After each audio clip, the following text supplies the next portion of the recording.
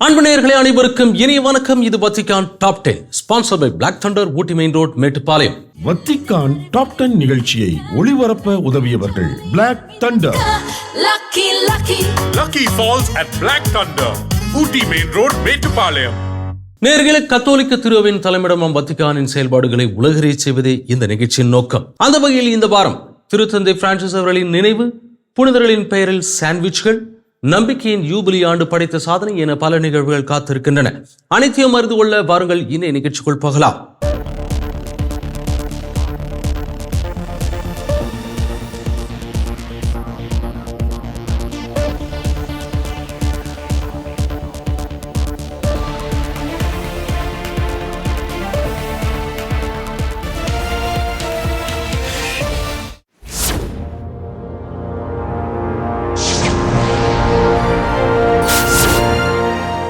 வத்திக்கானில் நடைபெற்ற பொது பார்வையாளர்கள் சந்திப்பில் திருத்தந்தை 14ஆம் லியோ அவர்கள் லூர்து அன்னையை சிறப்பித்து ஆவே மரியா பாடல் பாடிய காட்சிகளை இன்றைய நிகழ்ச்சியின் முதல் பகுதியாக பார்ப்போம்.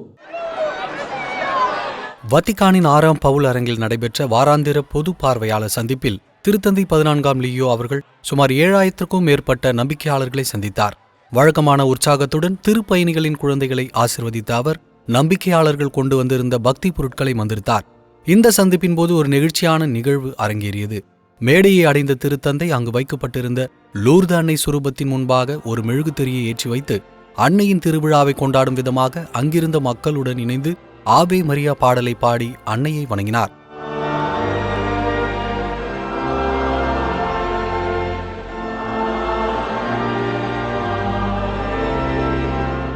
இந்த வழிபாட்டு தருணத்திற்கு பிறகு 2ஆம் வத்திக்கான் சங்கத்தின் 4 முக்கிய அமைப்பு விதிகளின் ஒன்றான தேய் வெர்பும் குறித்த தனது மறைக்கல்வி உரையை திருத்தந்தை அவர்கள் தொடர்ந்தார். நாம் பல வார்த்தைகளால் சூழப்பட்டிருக்கிறோம், ஆனால் அவற்றில் எத்தனை வார்த்தைகள் பொருளற்றவையாக இருக்கின்றன. சில நேரங்களில் நாம் ஞானம் நிறைந்த வார்த்தைகளை கேட்கிறோம், ஆனால் அவை நம் வாழ்வின் இறுதி இலக்கை தொடுவதில்லை. மாறாக இறைவார்த்தை என்பது நமது வாழ்வின் உண்மை மற்றும் பொருளை தேடும் தாகத்தை தணிக்கிறது. மேலும் 2010ஆம் ஆண்டு திருத்தந்தை 16ஆம் பெனடிக்ட் அவர்கள் எழுதிய வேர்பும் டோமினி என்ற திருத்தூது அறிவுரை மடலையும் அவர் மேற்கோள் காட்டினார். விவிலியம் என்பது வெறும் வரலாற்று பதிவு அல்ல, அது கடவுளின் உயிருள்ள வார்த்தை என்பதை அந்த ஆவணம் வலியுறுத்துவது கவனிக்கத்தக்கது.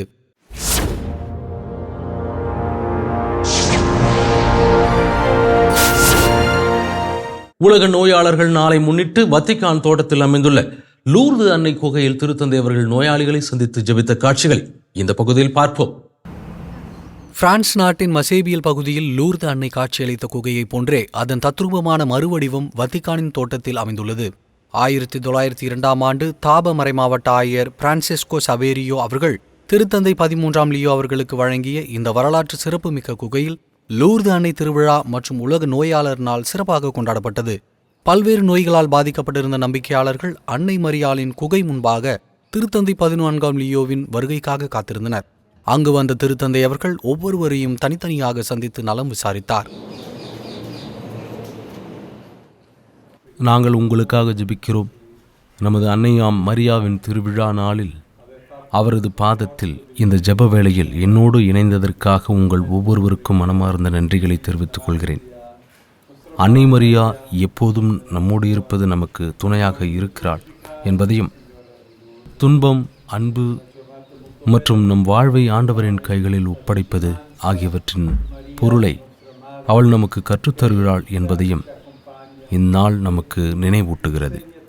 உலக நோயாளர் நாளை முன்னிட்டு உரையாற்றிய திருத்தந்தை அவர்கள் நோயாளிகளுக்கு சேவை செய்யும் மருத்துவர்கள் மற்றும் செவிலியர்களுக்காகவும் தனது ஜெபங்களை அர்ப்பணித்தார்.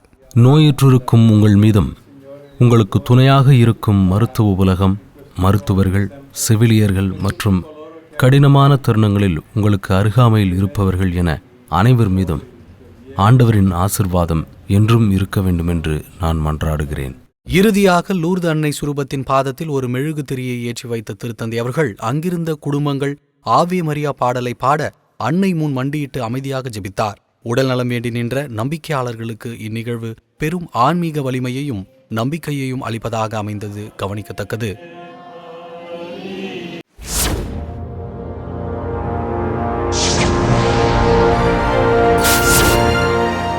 லூர்து நகரில் அன்னை மரியாவின் பரிந்துரையால் நிகழ்ந்த அற்புதங்கள் குறித்து மரியா கோர்தலாஸ் என்ற பெண் கண்டடைந்த வாழ்வியல் மாற்றங்கள் குறித்து இந்த பகுதியில் பார்ப்போம். 10 ஆண்டுகளுக்கு முன்பே தனது பாட்டியுடன் லூர்து நகருக்கு சென்றிருந்தாலும் 2026ஆம் ஆண்டு மால்டா துறவற சபையுடன் மரியா கோத்தெல்லாஸ் என்ற பெண் மேற்கொண்ட திருப்பயணம் அவரது வாழ்க்கையையே மாற்றி அமைத்திருக்கிறது. 2ஆம் உலகப் போருக்கு பிந்தையதான ஒரு நெகிழ்ச்சியான செய்தியை கேட்டபோது அவர் உள்ளம் உருகினார். 1940களின் இறுதியில் மால்டா துறவற சபையைச் சேர்ந்த ஒரு கத்தோலிக்கர் தனது நண்பரான ஒரு புராட்டஸ்டாண்ட் நம்பிக்கையாளரை சந்தித்தார். அந்த நண்பரின் சகோதரன் மகள் மரணப்படுக்கையில் இருந்தாள். புராட்டஸ்டாண்ட் நம்பிக்கையாளராக இருந்தபோதிலும் அக்குழந்தையின் பெற்றோர் லூர்து நகருக்கு செல்ல விரும்பினர். ரயிலில் இருந்து தூக்குப்படுக்கையில் இறக்கப்பட்ட அந்த சிறுமி திருப்பயணத்தின் முடிவில் தனது சொந்த கால்களால் நடந்து சென்றது அங்கிருந்தோரை வியப்பில் ஆழ்த்தியது. லூர்து நகரின் பெரும் மர்மம் அங்குள்ள நீரில்தான் உள்ளது.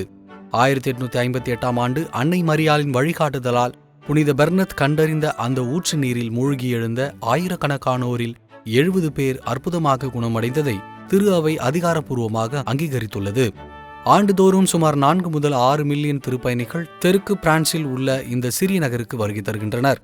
ஒரே நம்பிக்கையாலும் ஒரே அருட்கொடையாலும் ஆயிரக்கணக்கானோர் இங்கு ஒன்றிணைகிறோம். இங்குள்ள சகோதரத்துவ உணர்வை வார்த்தைகளால் விவரிக்க முடியாது. அது மிகவும் அழகானது என்கிறார் மரியா.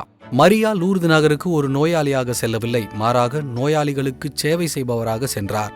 இதனை அவர் இறைவனுக்கும் பிறருக்கும் செய்யும் அர்ப்பணிப்பாக கருதுகிறார். லூர்து என்பது எனக்கு ஒரு ஆன்மீக சோலை.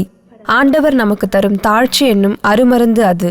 முற்றிலும் முடங்கி போன, தனக்குத்தானே உணவருந்தவோ அல்லது குளிக்கவோ முடியாத ஒருவருக்கு சேவை செய்வது நம்மை பணி உள்ளவர்களாக்குகிறது.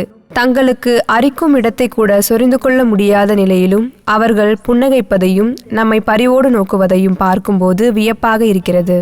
மரியாவுக்கு லூர்து நகர் என்பது வெறும் தஞ்சம் அளிக்கும் இடம் மட்டுமல்ல, அது அவரது வாழ்க்கையையே தலைகீழாக மாற்றி புதிய திசையை காட்டிய ஒரு புனித பயணம் என்றால் அது மிகையாகாது.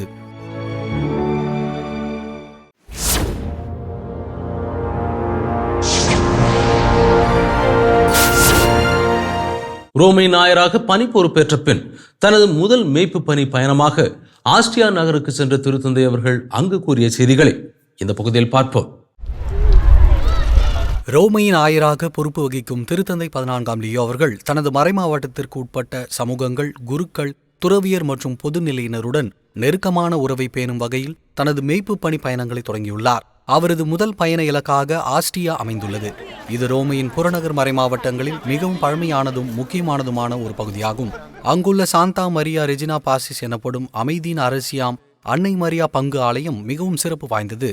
முதல் உலகப் போரின் போது மோதல்கள் முடிவுக்கு வர வேண்டி திருத்தந்தை 15ஆம் பெனடிக்ட் அவர்களால் இவ்வாலயம் கட்டப்பட்டது. அமைதியை வலியுறுத்தும் தற்போதைய திருத்தந்தை லியோ அவர்களின் செய்திகளோடு இந்த ஆலயத்தின் பின்புலம் மிகவும் ஒத்துப்போகிறது. இந்த பயணத்தின் போது நோயாளிகள், முதியவர்கள், இளைஞர்கள் மற்றும் குழந்தைகளை சந்தித்த திருத்தந்தை அமைதியின் அன்னை பெயரிலான இப்பங்கில் இருந்து தனது பயணத்தை தொடங்குவதில் பெருமகிழ்ச்சி அடைவதாக தெரிவித்தார். இன்றைய காலகட்டத்தில் இந்த பங்கு மிக முக்கியமான ஒன்றாக திகழ்கிறது. இன்றைய மற்றும் நாளைய நம்பிக்கை நீங்களே என்பதை உங்கள் இதயத்திலும் வாழ்விலும் நீங்கள் உணர வேண்டும். இப்பகுதி புனித அகுஸ்தினார் துறவற சபையின் வேர்களை கொண்டுள்ளது. தனக்கு மகிழ்ச்சி அளிப்பதாக கூறிய அவர் அவர்களை ஒரு உண்மையான பங்கு சமூகம் என்று பாராட்டினார். நான் உண்மையிலேயே உங்கள் அன்பான வரவேற்பை உணர்கிறேன். வார்த்தைகளால் மட்டுமல்ல, கத்தோலிக்கர்கள், கத்தோலிக்கர் அல்லாதவர்கள், நம்பிக்கையாளர்கள், நம்பிக்கையற்றவர்கள் என யாராக இருந்தாலும் திறந்த மனதுடன் வரவேற்கும் இந்த விருந்தோம்பல் உணர்வே ஒரு உண்மையான கிறிஸ்துவ சமூகத்தின் அடையாளம். திருப்பலியின் போது உரையாற்றிய திருத்தந்தை அவர்கள் இதயங்களில் இரக்கமில்லாத போது அங்கு தீமை வேரூன்றுகிறது என்பதை சுட்டிக்காட்டினார். ஆஸ்திரேலியாவிலும் துரதிர்ஷ்டவசமாக வன்முறைகள் உள்ளதாகவும் போதைப் பொருட்களின் பயன்பாட்டால் இளைஞர்கள் திசை மாறுவதாகவும் அவர் கவலை தெரிவித்தார். குற்றவியல் அமைப்புகள் தங்களின் சட்டவிரோத நலன்களுக்காக மக்களை சுரண்டுவதையும் அவர் வன்மையாக கண்டித்தார். 20ஆம் நூற்றாண்டின் மைய பகுதியிலிருந்து திருத்தந்தை புனித 23ஆம் யோவான், புனித 6ஆம் பவுல், புனித 2ஆம் ஜான்பால் மற்றும் 2015இல் திருத்தந்தை பிரான்சிஸ் என பல திருத்தந்தைகள் இந்த பங்கிற்கு வருகை தந்துள்ளனர். திருத்தந்தை 14ஆம் லியோ அவர்கள் தனது புதிய மறை மாவட்டத்தில் மேற்கொள்ள உள்ள 5 கட்ட பயணங்களில் இதுவே முதல் பயணம் என்பது குறிப்பிடத்தக்கது.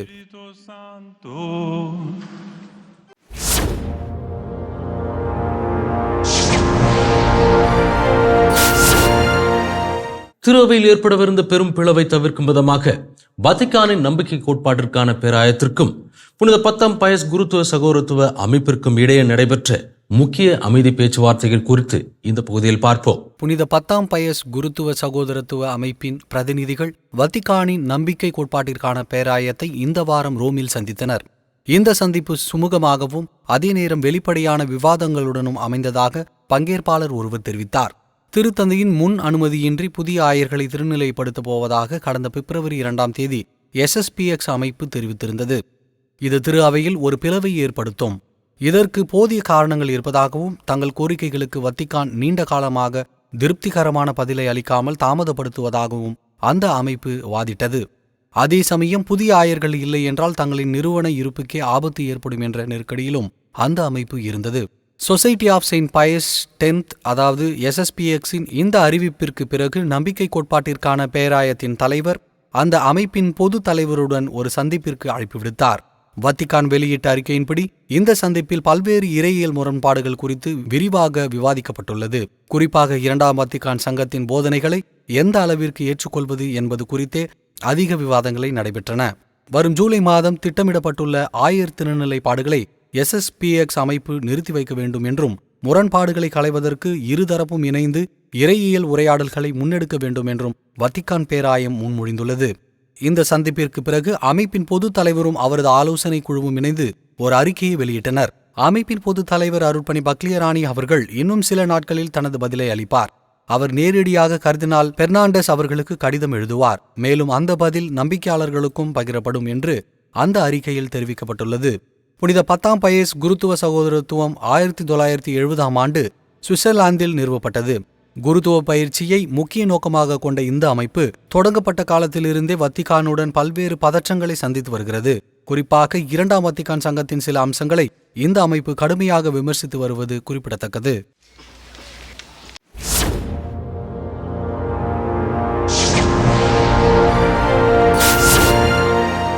வத்திக்கான் அருகே அமைந்துள்ள சாந்தா மரியாயின் டிரான்ஸ்போர்ட்டினா ஆலயத்தின் வரலாற்று சிறப்புகள் மற்றும் புனிதர்கள் பேதுரு பவுல் ஆகியோரின் மறைசாட்சியம் குறித்த தகவல்களை இந்த பகுதியில் பார்ப்போம். புனித பேதுரு பேராலயத்திற்கு சற்று அருகிலேயே அமைந்துள்ளது சாந்தா மரியா இன் டிரான்ஸ்போர்ட்டினா எனப்படும் பாலத்திற்கு அப்பால் உள்ள அன்னை மரியா பங்கு ஆலயம்.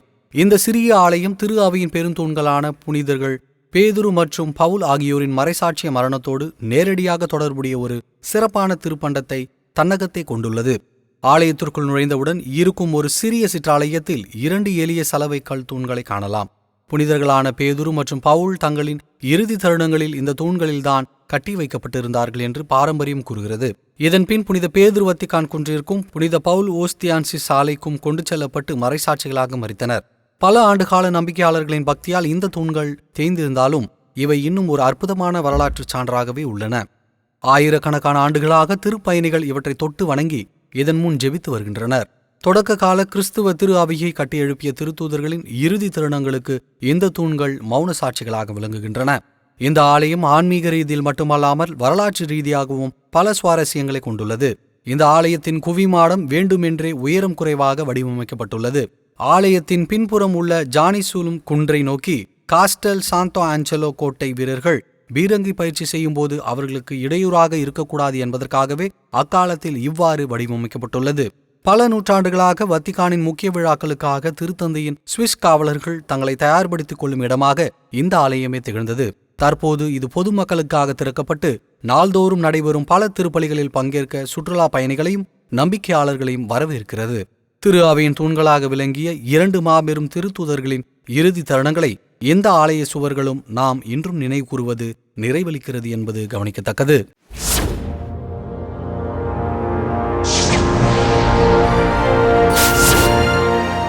புனித 2ஆம் ஜான் பால் முதல் தற்போதைய திருத்தந்தை 14ஆம் லியோ அவர்கள் வரை பல்வேறு திருத்தந்தைகளின் தனித்துவமான அணுகுமுறைகள் குறித்து வத்திக்கான் செய்தியாளர் அருட்பணி ஜான் வாக் அவர்களின் சிறப்பு நேர்காணலை இந்த பகுதியில் பார்ப்போம். முந்தைய திருத்தந்தைகள் மற்றும் தற்போதைய திருத்தந்தை 14ஆம் லியோ குறித்த தனது சுவாரஸ்யமான அனுபவங்களையும் ஆழமான பார்வைகளையும் வத்திக்கான் செய்தியாளர் அருட்பணி ஜான் வாக் அவர்கள் சிறப்பு நேர்காணல் ஒன்றில் பகிர்ந்து கொண்டார். திருத்தந்தை 2ஆம் ஜான் பால் உடனான தனது முதல் சந்திப்பு மற்றும் அவரது ஊடக அணுகுமுறை குறித்து அருட்பணி ஜான் வாக் விரிவாக எடுத்துரைத்தார். 1978ஆம் ஆண்டு அக்டோபரில் அவர் தேர்ந்தெடுக்கப்பட்ட பிறகு 1979 அவரது முதல் பாஸ்கா விழாவின் போதுதான் முதலாக ரோமைக்கு வந்ததாகவும் 15 வயதான தான் அப்போது அவரோடு கைக்குலுக்கியதாகவும் அவர் நினைவுகூர்ந்தார். பல ஆண்டுகளுக்கு பிறகு 1995 அல்லது 96ஆம் ஆண்டில் அவருக்கு முன்பாக உரையாற்றும் வாய்ப்பு தமக்கு கிடைத்ததை அவர் குறிப்பிட்டார். திருத்தந்தை முழு ஆற்றலுடனும் நேர்மறை எண்ணங்களுடனும் திரு அவைக்கு புதிய உத்வேகத்தை அளித்ததாக தெரிவித்த அவர், நாடகத்துறையில் பின்புலம் கொண்டிருந்ததால் திருத்தந்தை ஊடகங்களை கையாளுவதில் மிகவும் இயல்பாக இருந்ததாக கூறினார். அவரும் அவரது செய்தி தொடர்பாளரான ஜோவாக்கின் நவரோவால்ஸ் அவர்களும் இணைந்து திரு அவைக்கும் ஊடகங்களுக்கும் இடையிலான உறவில் ஒரு மாபெரும் புரட்சியை ஏற்படுத்தியதாக அவர் சுட்டிக்காட்டினார். சமீபத்திய திருத்தந்தை தேர்தலில் தான் கண்ட வித்தியாசங்கள் குறித்தும் தொழில்நுட்பத்தின் ஆதிக்கம் தற்போதைய சூழலை எவ்வாறு மாற்றியுள்ளது என்பது குறித்தும் ஒரு சிறு நிகழ்வின் மூலம் அவர் விளக்கினார். திருத்தந்தை 14ஆம் லியோ அவர்கள் தேர்ந்தெடுக்கப்பட்டவுடன் செய்தியாளர்களை சந்தித்தபோது தம்மிடம் செல்போன் மற்றும் கேமரா இருந்தபோதிலும் தான் படம் எடுக்க வேண்டாம் என்று முடிவெடுத்ததாக கூறினார். ஆனால் திருத்தந்தை அவர்கள் வெளியே வந்ததும் அங்கிருந்த கத்தோலிக்க செய்தியாளர்கள் உட்பட அனைவரும் தங்கள் செல்போன்களை படம் எடுக்க உயர்த்தியதை அவர் சுட்டிக்காட்டினார். தான் பின்னால் நின்று அந்த கடலென சூழ்ந்திருந்த செல்போன்களை மட்டுமே படம் எடுத்ததாகவும் அந்த பிரகாசமான திரைகளுக்கு பின்னால் திருத்தந்தை எங்கோ சிறு புள்ளியாக தெரிந்ததாகவும் அவர் விவரித்தார். இதுவே நாம் வாழும் உலகம் என்று குறிப்பிட்ட அவர், தொழில்நுட்பத்தின் மீதான இந்த தேவையற்ற சார்பு நிலை சற்று கவலை அளிக்கும் விஷயமாகவே தாம் கருதுவதாக தெரிவித்தார். முந்தைய திருத்தந்தைகளிடமிருந்து 14ஆம் லியோ எவ்வாறு வேறுபடுகிறார் என்பது குறித்தும் 2ஆம் வத்திக்கான் சங்கம் பற்றிய அவரது தனித்துவமான பார்வை குறித்தும் அருட்பணி ஜான் வாக் விளக்கினார். திருத்தந்தை லியோவிடமிருந்து நாம் ஒரு சுவாரஸ்யமான புதிய பார்வையை பெறப்போவதாக அவர் தெரிவித்தார். புனித 2ஆம் ஜான்பால் மற்றும் திருத்தந்தை 16ஆம் பெனடிக்ட் ஆகியோர் வத்திக்கான் சங்கத்தின் போது நேரடியாக ரோமையில் இருந்ததையும், திருத்தந்தை பிரான்சிஸ் அவர்கள் அந்நேரத்தில் அர்ஜென்டினாவில் இளம் குருமானவராக திரு அவை நிகழ்வுகளில் தீவிரமாக ஈடுபட்டிருந்ததையும் அவர் நினைவுகூர்ந்தார். ஆனால் திருத்தந்தை லியோ அவர்கள் உண்மையாகவே 2ஆம் வத்திக்கான் சங்கத்திற்கு பிந்தைய காலகட்டத்தை சேர்ந்தவர் என்பதால் அவரது நிலை வேறுபட்டது என்று குறிப்பிட்டார். அவர் வத்திக்கான் சங்கத்தின் நேரடி நிகழ்வுகளை விட அதன் பின்னரான விளைவுகளை அதிகம் அறிந்தவர் என்றும், கடந்த கால சர்ச்சைகளில் நேரடியாக சிக்காததால் அந்த சங்கத்தின் போதனைகளை அவர் மிகவும் நடுநிலையான மற்றும் தெளிவான பார்வையோடு அணுகுவார் என்றும் தெரிவித்தார். மேலும் கடந்த 40 ஆண்டுகளாக மேற்கத்திய சமூகத்தில் இருந்து அவர் பெருமளவு விலகி இருந்ததும் இந்த மாறுபட்ட தெளிவான பார்வைக்கு ஒரு முக்கிய காரணம் என்று அவர் எடுத்துரைத்தது குறிப்பிடத்தக்கது.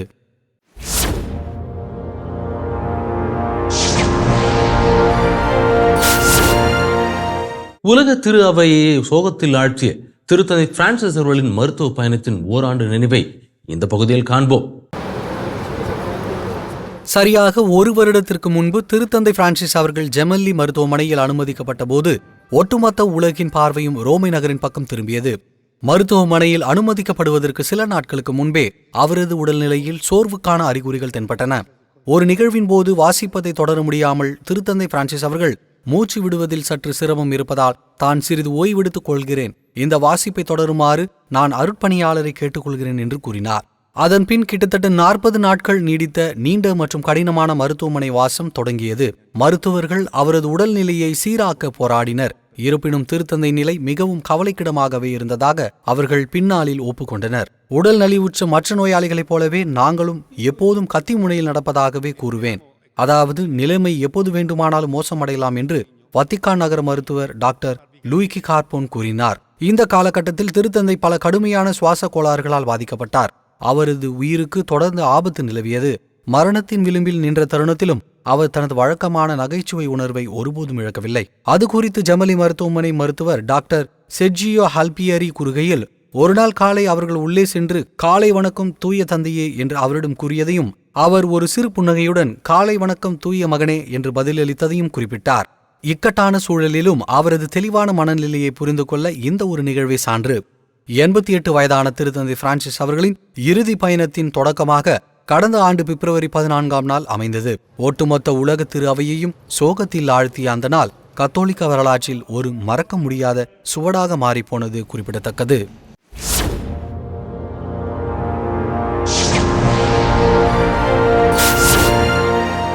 வத்திக்கான் வரும் திருப்பயணிகளை ஈர்க்கும் வண்ணம் புனிதர்களின் பெயர்களில் பாரம்பரிய இத்தாலிய சுவைகளுடன் சாண்ட்விச்களை வழங்கும் ஒரு சுவாரஸ்யமான புதிய உணவகம் குறித்து இந்த பகுதியில் பார்ப்போம். திரு அவையின் வரலாற்றில் புனித பேதுரு, புனித பவுல், புனித ரோசலியா, புனித அந்தோனியார் மற்றும் புனித யோவான் போன்ற பல புனிதர்கள் ஆழமான ஆன்மீக முத்திரையை பதித்துள்ளனர்.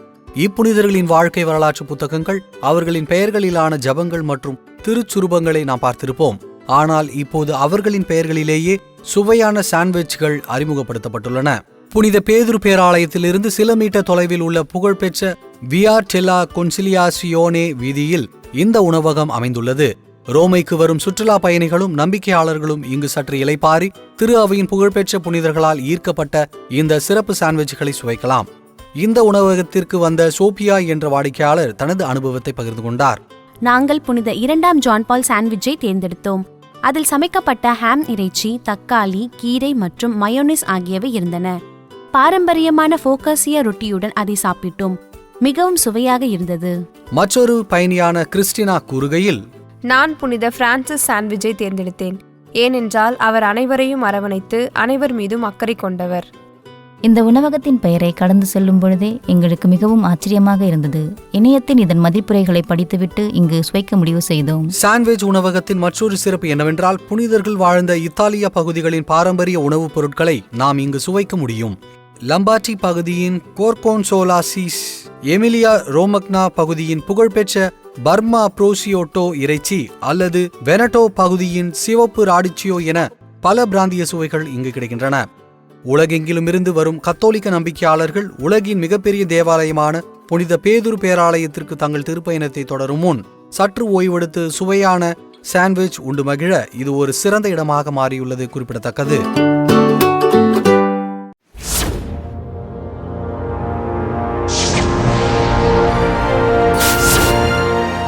ரோமை நகரில் 33 மில்லியன் திருப்பயணிகளோடு வெற்றிகரமாக நிறைவடைந்த 2025 நம்பிக்கையின் யூபிலி ஆண்டு படைத்துள்ள வரலாற்று சாதனை குறித்து இந்த பகுதியில் பார்ப்போம். 2025ஆம் ஆண்டின் நம்பிக்கையின் யூபிலி ரோமையில் நடைபெற்ற மாபெரும் நிகழ்வுகளில் ஒன்றாக வரலாற்று புத்தகங்களில் நீங்காத இடத்தை பிடித்துள்ளது. இதில் பங்கேற்ற மக்களின் மாபெரும் எண்ணிக்கையால் மட்டுமல்ல, இது ஏற்படுத்திய பிரம்மாண்டமான பொருளாதார தாக்கத்தினாலும் இது முக்கியத்துவம் பெறுகிறது. ரோமையின் டோர்வெர்காட்டா பல்கலைக்கழகத்தின் கணிப்புப்படி கொண்டாட்டத்தின் அனைத்து கூறுகளையும் ஒருங்கிணைத்து பார்க்கும்போது இந்த யூபிலி ஆண்டு சுமார் 17 பில்லியன் யூரோக்கள் வருவாயை ஈட்டியுள்ளது. இதற்கு நம்பிக்கையாளர்கள் மற்றும் சுற்றுலா பயணிகளின் வருகையால் ஏற்பட்ட நேரடி பொருளாதார தாக்கம், உள்ளூர் மற்றும் தேசிய அதிகாரிகளின் முதலீடுகள் மற்றும் யூபிலிக்காக இத்தாலிய ஐரோப்பியா ஒன்றியம் வழங்கிய சிறப்பு நிதியுதவி என பல காரணங்கள் உள்ளன. இந்த யூபிலி ஆண்டில் ஒட்டுமொத்தமாக 33 மில்லியனுக்கும் அதிகமான திருப்பயணிகள் இத்தாலிய தலைநகருக்கு வருகை தந்துள்ளனர். இதன் விளைவாக முந்தைய ஆண்டை விட சுற்றுலா பயணிகளின் தங்கும் விடுதிகளுக்கான முன்பதிவு 5% அதிகரித்துள்ளது. இந்த மாபெரும் நிகழ்விற்காக இத்தாலிய தலைநகரம் தன்னை முழுமையாக தயார்படுத்திக் கொண்டது. உள்கட்டமைப்பு மேம்பாடுகள், வரலாற்று சிறப்புமிக்க கட்டிடங்கள் மற்றும் நினைவு சின்னங்களின் சீரமைப்பு பணிகளுக்காக சுமார் 5 மில்லியன் யூரோக்கள் முதலீடு செய்யப்பட்டன. இப்பணிகள் 2 ஆண்டுகளுக்கு முன்பே தொடங்கப்பட்டன என்பது குறிப்பிடத்தக்கது. இதுகுறித்து ரோமை மேயர் ராபர்டோ குவால்டியரி கடந்த ஜனவரி 2023 குறிப்பிடுகையில், இது இத்தாலிய அரசுக்கும் ரோமை நகரத்திற்கும் பெரும் பொறுப்பை அளிக்கும் ஒரு முக்கியமான தருணமாகும். எங்களது முழு அர்ப்பணிப்புடனும் பலத்துடனும் இந்த நிகழ்வை ஊக்குவிக்கவும் ஆதரிக்கவும் உதவவும் நாங்கள் கடமைப்பட்டுள்ளோம் என்றும் கூறினார். இந்த நம்பிக்கையின் யூபிலி திரு அவை வரலாற்றில் ஒரு தனித்துவமான நிகழ்வாகும். அன்பின் திருத்தந்தை பிரான்சிஸ் அவர்களால் தொடங்கி வைக்கப்பட்ட இந்த கொண்டாட்டம் புதிய திருத்தந்தை 14ஆம் லியோவின் தலைமையில் 2026 ஜனவரியில் வெற்றிகரமாக நிறைவடைந்தது. இதற்கு முன்பு ரோமை நகரில் இவ்வளவு பெரிய முதலீடு செய்யப்பட்டதில்லை, இவ்வளவு பெரிய வருவாய் ஈட்டப்பட்டதில்லை. மேலும் இத்தனை திருப்பயணிகளும் சுற்றுலா பயணிகளும் ஒரே நேரத்தில் இந்நகரத்திற்கு வருகை தந்ததும் இல்லை என்பது குறிப்பிடத்தக்கது. என் அன்புடையர்களே, இன்றைய நிகழ்வுகள் அனைத்தும் நீங்கள் பயன்பெறும் வகையில் அமைந்திருக்கும் என்று நாங்கள் நம்புகிறோம். மீண்டும் அடுத்த வாரம் இதே நிகழ்ச்சியில் சந்திக்கிறோம். இது Vatican top 10 sponsor by Black Thunder, Ooty main road, Mettupalayam. நன்றி, வணக்கம், மரியே வாழ்க. வத்திக்கான் டாப் 10 நிகழ்ச்சியை ஒளிபரப்ப உதவியவர்கள் Black Thunder. Lucky Falls at Black Thunder, Ooty Main Road, Metupalayam.